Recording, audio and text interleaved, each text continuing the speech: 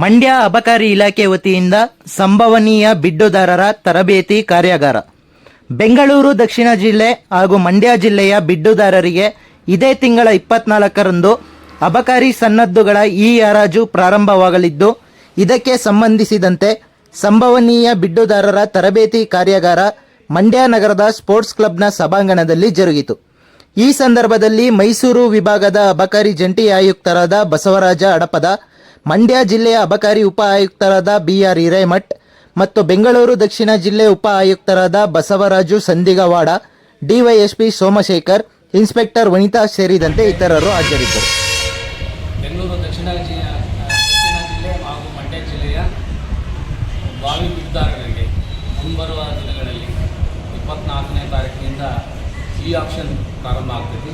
ಮಂಡ್ಯ ಜಿಲ್ಲೆಯಲ್ಲಿ 15 ಲೈಸೆನ್ಸ್ಗಳಿವೆ ಮತ್ತು ರಾಮನಗರ ಜಿಲ್ಲೆಯಲ್ಲಿ 11 ಲೈಸೆನ್ಸ್ ಇದೆ.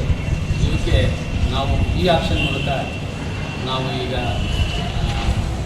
ಒಂದು CL2A ಹಾಗೂ CL9A ಕ್ಯಾಟಗರಿಯಲ್ಲಿ, ಅದರಲ್ಲಿ ಮಂಡ್ಯ ಜಿಲ್ಲೆ ಮತ್ತು ರಾಮನಗರ ಜಿಲ್ಲೆಯಲ್ಲಿ ನಾವು ಆಕ್ಷನ್ ಮೂಲಕ ಕಾರ್ಯಕ್ರಮ ಮಾಡ್ತಾ ಇದ್ವಿ.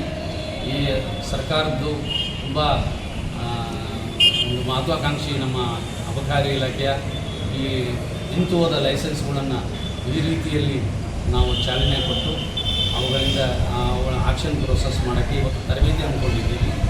ಅನೇಕ ಪೂರ್ವಭಾವಿ ಬಿಡ್ದಾರರು ಭಾಗವಹಿಸಿದ್ದಾರೆ. ಅವರಿಗೆ MSTC ಸಂಸ್ಥೆಯವರು ಟೆಕ್ನಿಕಲ್ ಭಾಗವಾಗಿ ತರಬೇತಿ ನೀಡ್ತಾ ಇದ್ದಾರೆ.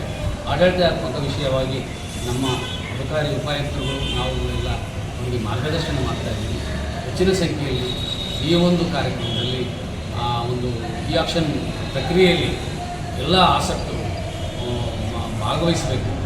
ಈ ಒಂದು ಕಾರ್ಯಕ್ರಮವನ್ನು ಯಶಸ್ವಿಗೊಳಿಸಬೇಕಂತ ಅಬಕಾರಿ ಇಲಾಖೆಯ ಪರವಾಗಿ ನಾನು ತಮ್ಮ ಮೂಲಕ ಎಲ್ಲ ನನ್ನ ಬಂಧುಗಳಿಗೆ